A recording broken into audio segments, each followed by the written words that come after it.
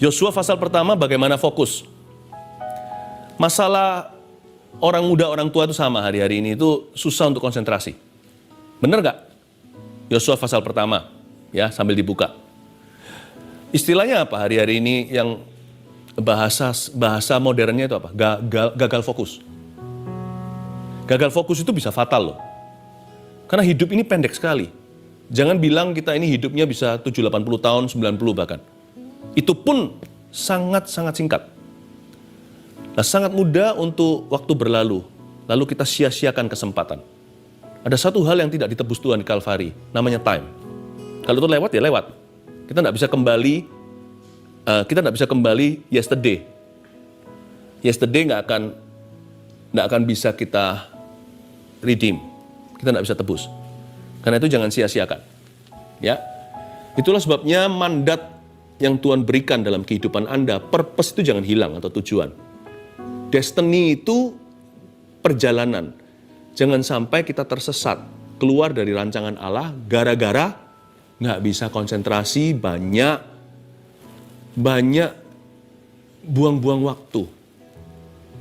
Karena itu kita perlu membuat keputusan hari ini untuk fokus pada apa yang menjadi kehendak Allah dalam kehidupan kita. Pertanyaan kita mungkin bagaimana tahu itu kehendak Tuhan atau bukan? Mari kita baca dulu Yosua pasal pertama. Perintah Tuhan pada Yosua untuk merebut tanah Kanaan. Sesudah Musa hamba Tuhan itu mati, berfirmanlah Tuhan kepada Yosua bin Nun, abdi Musa itu demikian. Jadi ini ceritanya pas setelah lewat perkabungan seorang hamba Tuhan yang besar sekali di Israel. Israel kehilangan pemimpin yang luar biasa. Jadi, here was a nation leaderless. Disinilah satu negara tidak ada presidennya. Baru meninggal dunia. Ayat 2, ini kata-kata Tuhan. Tuhan berfirman, hambaku Musa telah mati. Sebab itu bersiaplah sekarang, seberangilah sungai Yordan ini, engkau dan seluruh bangsa ini, menuju negeri yang akan kuberikan kepada mereka, kepada orang Israel itu. Sebab tempat yang akan diinjak oleh telapak kakimu, kuberikan pada kamu seperti yang telah kujanjikan kepada Musa. Tahu nggak, Tuhan kita itu bukan Allah yang basa-basi. Dia itu tak-tak. Bukan karena Tuhan itu tergesa-gesa. Tuhan juga ciptakan sabat untuk istirahat. Tapi menyia-nyiakan waktu dan kesempatan tidak pernah ada dalam rumus dan kamus Yesus Kristus. Immediately sesudah Musa mati, Tuhan langsung berfirman ke Yosua. Ceritanya di sini ini audible. Dan Tuhan berkata, kamu harus sekarang juga masuk dan pimpin bangsa itu untuk menuju negeri yang kuberi. Dan setiap kakimu menginjak ke satu teritori, tanah itu kuberikan padamu seperti yang telah kujanjikan pada Musa yang telah mati itu. Bapak, Ibu, Saudara, I don't care how old we are. Saya tidak peduli usia kita berapa. Bagi Tuhan, satu hari itu 1000 tahun seperti satu hari. Jadi kalau kita bisa hidup 80 tahun, itu berarti kita hanya hidup 2 jam kira-kira. Kalau perbandingan dengan jam manusia. Jangan pernah jadi manusia yang hidup sia-sia. Dan Tuhan, unik sekali di ayat 2, Tuhan berbicara kepada Yosua sesuatu yang dia sudah tahu.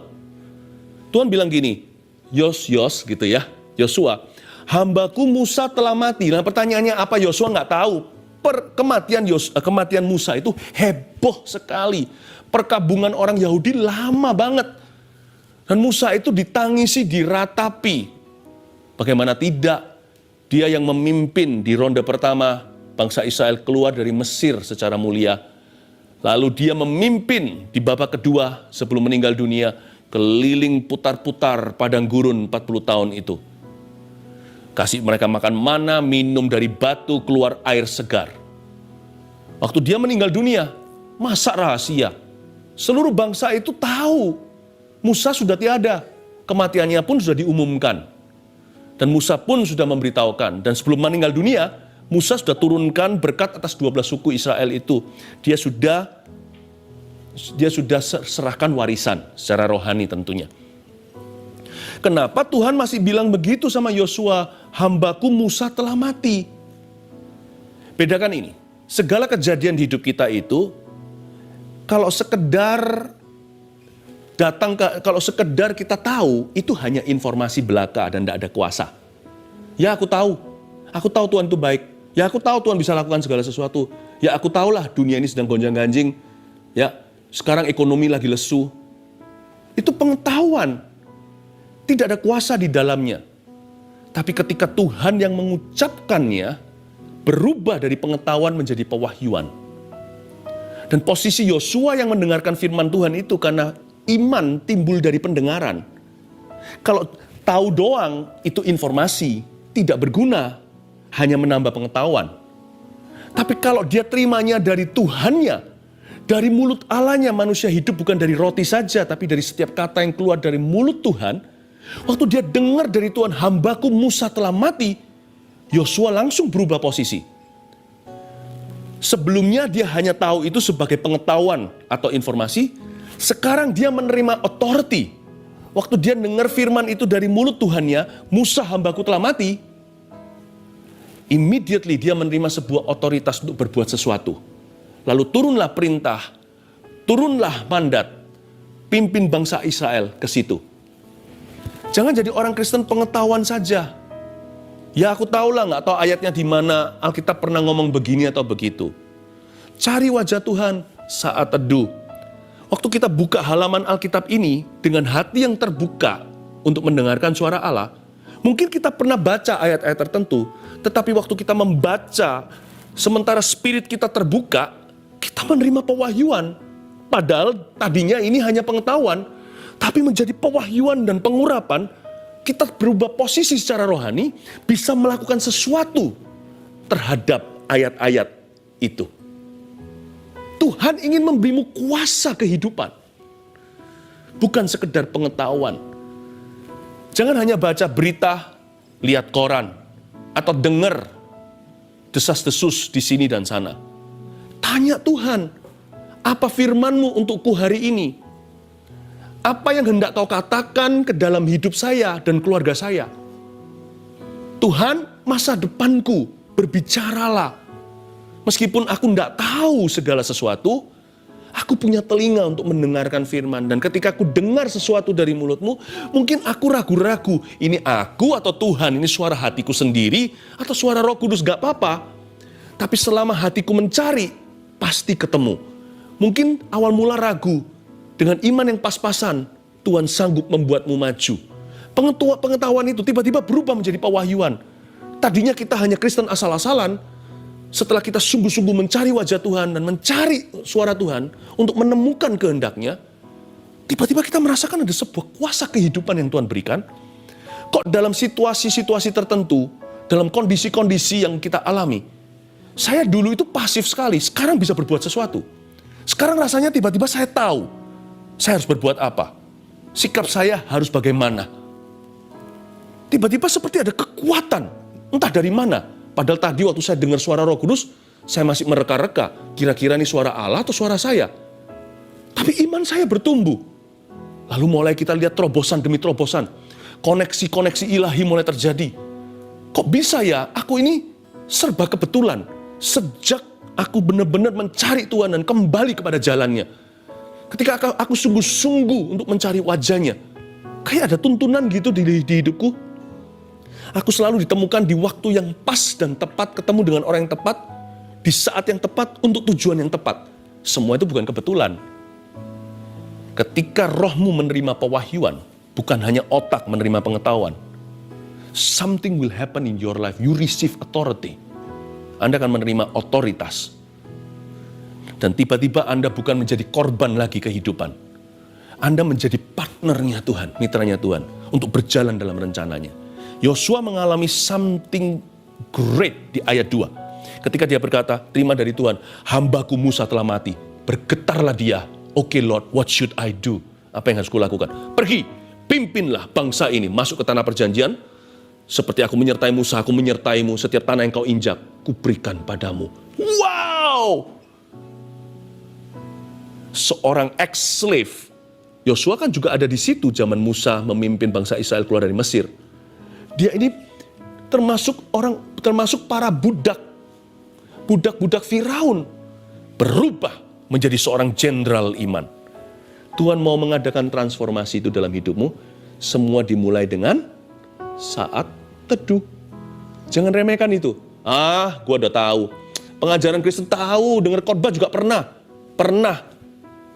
Tapi Tuhan mau beritahu yang mungkin Anda sudah tahu. Tapi waktu keluar dari mulut Tuhan, bukan kontennya yang perlu.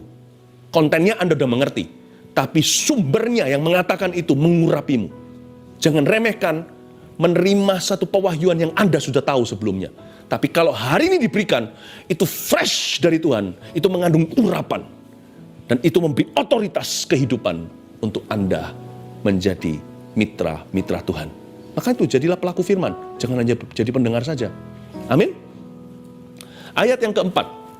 Dari padang gurun dan gunung Libanon yang sebelah sana itu, sampai ke sungai besar, yakni sungai Efrat, seluruh tanah orang Het, sampai ke laut besar di sebelah matahari terbenam. Matahari terbenam di sebelah mana? Sebelah barat. Semuanya itu akan menjadi daerahmu. Ayat 4 biasanya kalau kita baca ayat, kita lalui aja. Karena ini geografi, tidak semua orang sih tertarik. Apa itu Gunung Libanon lah, yang sebelah sana sampai sungai besar, sungai Efrat, tanah orang Het, laut besar, sebelah matahari terbenam. Kita hanya baca aja seperti tempat-tempat lokasi-lokasi. No. Tuhan mau kita dalam roh kita tahu secara spesifik bahwa kita pasti akan menang pada akhirnya. Catat ini nomor 1. Poin pertama, bagaimana fokus. Orang susah fokus kalau pikirannya pendek. Ya. Orang baru bisa fokus kalau dia bisa lihat visi ke depan itu jauh sampai penggenapan. Di dalam dunia Yesus beda dengan di dalam dunia. Di dalam dunia ini wait and see. Coba lihat seperti gimana pasar menunggu. Investor pun menanti. Ini dilepas atau enggak? Kalau lagi panik secara ekonomi, semua orang beli komoditas tertentu. Atau mereka amankan harta mereka dengan cara-cara yang dapat diprediksi atau ditebak di dunia ini. Kalau dalam kamus Yesus nggak ada wait and see. Iman tidak kenal lihat dulu. Iman itu tahu dulu. Karena itu tanpa visi liarlah rakyat kan. Dibutuhkan visi jangka panjang. Sekalipun kita nggak tahu anak tangganya bagaimana, karena itu semua tuntunan Tuhan. Manusia hanya tahu kesusahan sehari untuk sehari. Kita nggak mengerti bagaimana Tuhan membimbing kita, yang pasti jangan pernah taruh Tuhan di dalam kotak. Karena Tuhan itu tiang api, tiang awan. Dia membuat hati kita berapi-api. Kok tahu kalau Yesus sedang berbicara kepada kita, memberi pewahyuan segar. Roh kita tuh menyala. Lalu tiang awan, dia akan bergerak. Kadang-kadang dia berhenti. Dia akan tuntun kita dari satu tempat ke tempat berikutnya dalam rancangannya. Tetapi orang yang ikut Tuhan tidak mungkin dibuat buta. Musa nggak tahu gimana masuk ke sana, tapi Tuhan sudah beritahu tempat-tempat itu akan menjadi milik bangsa Israel. Taulah secara pasti, jangan kira-kira atau maybe. Jangan ya mungkin lah ya. Ketahuilah secara pasti, yakinlah secara sempurna. Imanmu tidak harus besar, tapi harus utuh. Kalau kita mau bisa fokus dengan perkara-perkara yang Tuhan perintahkan dalam hidup kita, kalau kita mau fokus kepada perkara-perkara yang sesuai dengan rencana Allah dalam diri kita, kita harus tahu secara sengaja bahwa kemenangan Tuhan sudah sediakan. Karena itu tulis poin nomor 1, tahu kita pasti akan menang. Saya nggak tahu gimana caranya. Dalam doa saya selalu berkata begini, I don't know how, but I know whom I've believed in, and I'm persuaded that He's able to keep that which I've committed unto Him against that day. Terjemahnya kira-kira begini, aku tidak tahu bagaimana, tapi aku tahu kepada siapa aku percaya, dan aku yakin Dia sanggup memelihara dan menggenapi rencananya hingga pada hari H ketika Dia datang kembali atau saat aku mati. How-nya kita tidak ngerti, who-nya kita harus tahu. Kalau kita mau konsentrasi dan fokus pada hal-hal yang benar dalam hidup kita, hal-hal yang berguna, hal-hal yang kekal, hal-hal yang membangun, hal-hal yang akan membawa kita dari kemuliaan kepada kemuliaan yang lebih besar lagi, then close the deal. Tutup, tidak negosiasi lagi. Jangan nego-negoan di dalam hati. Tutup, finalisasi. Tuhan nggak tahu bagaimana, namun aku tahu bahwa dari padang gurun dan gunung Libanon yang sebelah sana itu sampai ke sungai besar, yakni sungai Efrat, seluruh tanah orang Het, sampai ke laut besar di sebelah matahari terbenam, secara rohani, semuanya itu akan menjadi daerahku. Yang ku tahu kau akan sediakan sesuai firman-Mu, dan kau akan lakukan sesuai dengan janji-Mu. Ku tahu, ku pasti akan menang nanti. Katakan pada dirimu sendiri, aku tahu ujungku, perjalananku sesuai tuntunan. Aku akan belajar dari kesalahan. Namun ujungnya sudah tidak nego lagi. I know I'm more than a conqueror. Aku lebih dari pemenang. Tangkap itu.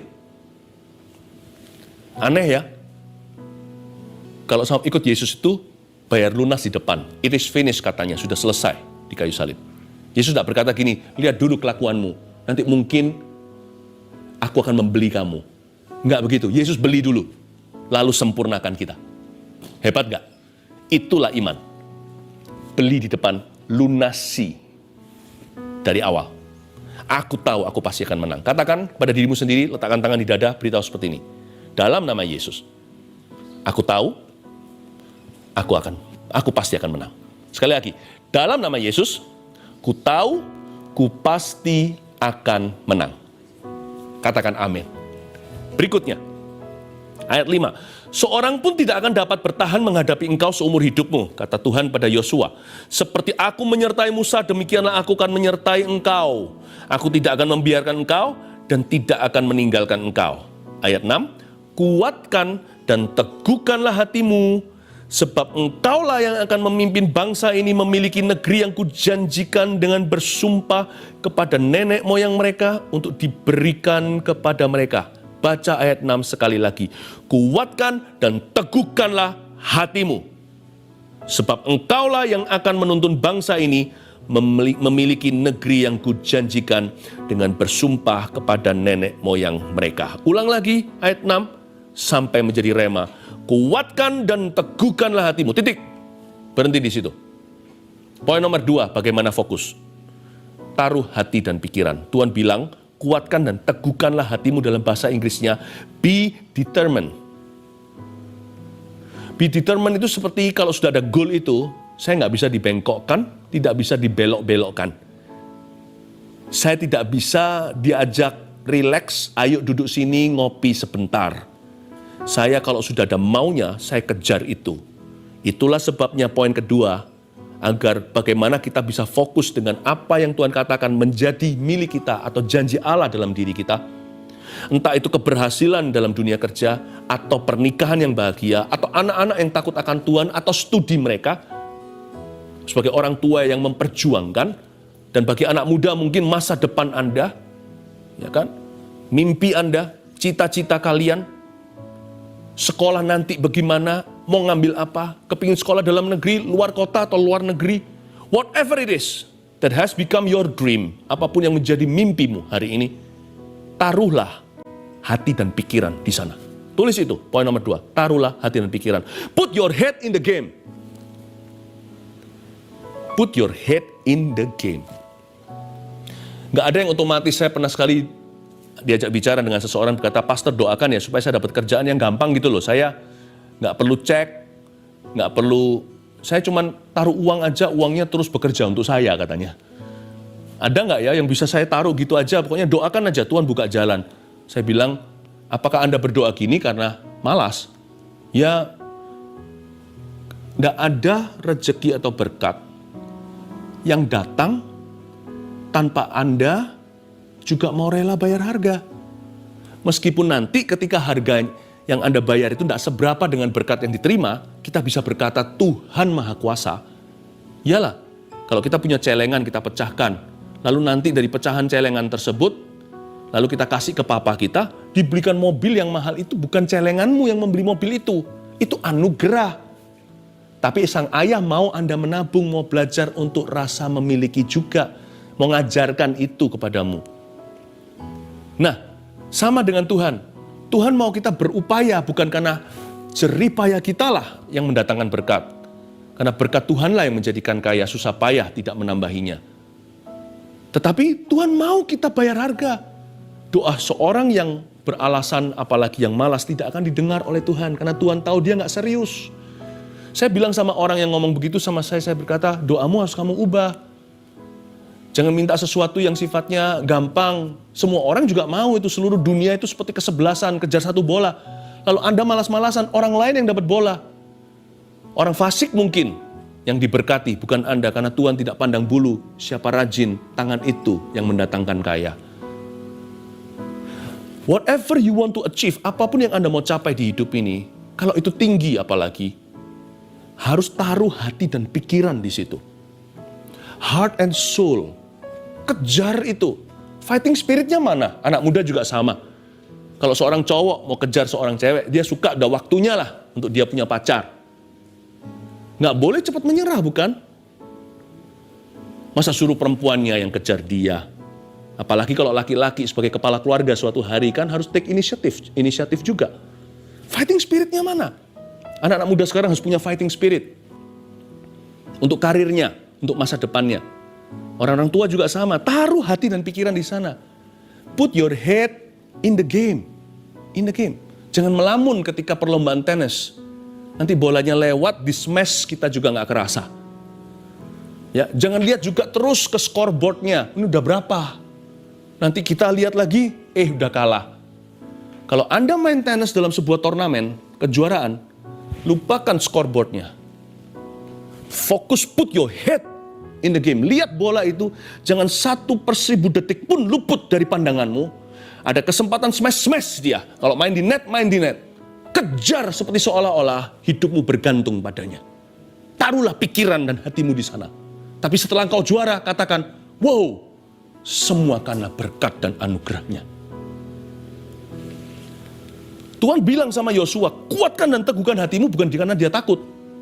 Tuhan bilang sama Yosua, nanti kalau kamu masuk ke situ itu akan perang nak. Perang nak. Kamu harus tahan mental. Sekarang juga harus cukup mental. Aku menyertaimu seperti aku menyertai Musa. Namun kalau kamu cepat menyerah, takut untuk lelah, kamu tidak bisa menjadi pemimpin yang kupilih untuk memimpin bangsa ini. Harus orang yang bandel. Harus orang yang mentalnya banteng. Meskipun dia adalah domba Kristus. Taruh hati dan pikiran. Hari-hari ini ada banyak bisnis harus bangkit. Hari-hari ini ada banyak orang yang lesu ekonomi atau apa dan sebagainya. Persaingan itu akan semakin menjadi-jadi. Dan kemenangan bukan hanya bagi yang smart. Percayalah, kemenangan juga bagi orang-orang yang tekun. Apapun yang Anda kejar, bukan hanya ekonomi, termasuk hubungan. Kalau Anda mau hubungan Anda pulih, Anda harus kejar pemulihan. Taruh hati dan pikiran di sana. Investasi waktu, investasi doa. Jangan lupa bawa itu ke hadapan Tuhan saat teduh. Dan ketika keluar dari kamar doamu, kejar seolah-olah hidupmu bergantung padanya. Tuhan suruh kita punya fighting spirit. Yang terakhir, hanya kuatkanlah dan teguhkanlah hatimu dengan sungguh-sungguh. Ayat 7.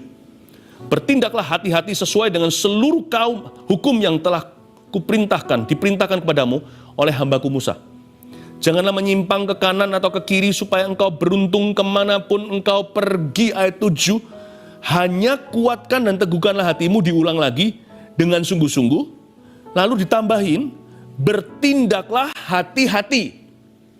Bukan hanya kuatkan dan teguhkan, tapi hati-hati juga. Dan jangan menyimpang ke kanan dan ke kiri, ada tambahan instruksi. Hati-hati dengan yang namanya distraction. Supaya kamu beruntung kemanapun kau pergi, jangan menyimpang kemana-mana. Bagaimana fokus? 1, kita tahu kita pasti akan menang. Visi jangka panjang. 2, taruh hati dan pikiran. Berani bayar harga. Ya. 3, tolak semua gangguan. Jangan menyimpang ke kiri atau ke kanan. Ada kata hati-hati ya. Hati-hati ya hamba Tuhan, hati-hati ya anak-anak Tuhan. Hati-hati. Tolak semua gangguan. Yang paling simpel aja, yang ini sangat common atau umum sekali ya. Saya mendapati, mungkin pengamatan saya relatif atau tidak berlaku buat semua orang, entah. Tapi bagi saya secara pribadi itu sangat relevan sekali. Applicable. Kalau saya sedang di kantor, saya sedang memikirkan sesuatu dan sebagainya, saya dapati ya, ini sebuah eksperimentasi pribadi, kalau HP saya yang dipakai untuk kerja kan juga ada app-app yang lain, yang mungkin mungkin ada ya foto lah, sosial media dan sebagainya. Kalau saya biarkan dia menghadap ke atas, lalu nyala terangnya gitu, itu saya kurang brilian dalam memikirkan. Saya temukan, entah kalian gimana, pernah nggak merasakan gitu? Saya balik. Tiba-tiba ide bermunculan. Nggak salahin handphone sih, salahin saya. Saya ngerti apa yang mengganggu saya. Saya masukkan ke tas saya, tas kerja saya singkirkan. Tapi saya nggak matikan, mungkin kalau keluarga perlu cari saya nggak matikan. Tapi ketika saya tutup itu dan jauh, tiba-tiba selesai banyak kerjaan. Simple aja. Kadang-kadang kita juga nggak boleh terlalu kecanduan dengan apps-apps tertentu. Meskipun itu nggak apa-apa sih, oke-oke aja. Tapi saya perhatikan kita bisa jadi orang yang di dunia sendiri. Lalu susah untuk connect gitu. Nah kesempatan-kesempatan ketika tiba bisa mudah berlalu. Kalau kita tidak hati-hati, kita sedang bengong sendiri. Jadi ini bukan masalah right or wrong atau dosa. Segala sesuatu halal bagiku, tapi tidak semua berguna, kata Paulus. Semuanya bisa oke-oke aja, nggak semuanya itu selalu perkara tentang dosa atau bukan. Tetapi ada hal-hal tertentu itu yang mengganggu. Karena itu tolaklah semua gangguan. Beberapa gangguan lagi yang saya bisa sebutkan sekarang di luar kepala, katakanlah perkataan orang yang tidak sesuai dengan firman. Ngapain dipikirin? Mikirin terus orang ngomong apa, tetangga ngomong apa. Malah kita nggak bisa melihat ke jalan raya, malah perhatiannya ke selokan. Tapi yang pasti ya, sesuai firman Tuhan, tanggalkan semua beban dan dosa yang merintangi. Dosa itu sangat merintangi. Kalau kita mau pernikahan yang bahagia, kalau kita mau karir yang sungguh-sungguh menonjol, hati-hati hindari a career ending sin, atau dosa yang pasti selalu mengakhiri karir seseorang. Dosa apa? Dosa perselingkuhan contohnya, atau perzinahan. Ya. Presiden pun turun gara-gara itu. Tak terkecuali hamba-hamba Tuhan, orang-orang Kristen juga. Jadi, tolaklah semua gangguan. Tuhan bilang sama Yosua, aku tidak memanggilmu jadi jenderal sehari atau menjadi pemenang sementara. Aku mau kamu menjadi lebih dari pemenang, berarti menangnya itu langganan dan terus-menerus sampai Tuhan datang. Tolaklah semua gangguan. Ayat 8, janganlah engkau lupa memperkatakan kitab Tauratku ini, tetapi renungkanlah itu siang dan malam supaya engkau bertindak hati-hati sesuai dengan segala yang tertulis di dalamnya. Sebab dengan demikian perjalananmu akan berhasil dan engkau akan beruntung. Ya, sumber pewahyuan dan otoritas kita seperti ayat pertama, kedua yang saya sebutkan tadi. Ketika sebuah informasi, tapi kalau munculnya dari mulut Tuhan menjadi pewahyuan dan sehingga kita menerima authority atau otoritas kehidupan untuk melakukan sesuatu bersama dengan Tuhan, sumber otoritas dan pewahyuan itu tiada lain adalah Alkitab dan Roh Kudus. Jangan jauhin. Kalau Anda mau beruntung. The Bible and the Holy Spirit. Udah itu aja. Itu yang membuat kita fokus. Kalau kita nggak tahu gimana konsentrasi, baca ini. Ini akan mengembalikan Anda ke jalan raya. Ke jalan-jalan Tuhan. Kalau Anda susah untuk fokus hari ini, minta dijamah oleh Roh Kudus. Minta Roh Kudus tuntun, sebab Dia menuntunmu selalu ke jalan yang benar. Amin. Jangan lupa memperkatakan kitab Taurat ini. Jangan lupa merenungkan firman Tuhan siang dan malam. 1, 2, 3, bagaimana fokus? Tahu kita pasti akan menang. 2, taruh hati dan pikiran. 3, tolak semua gangguan. May God bless you.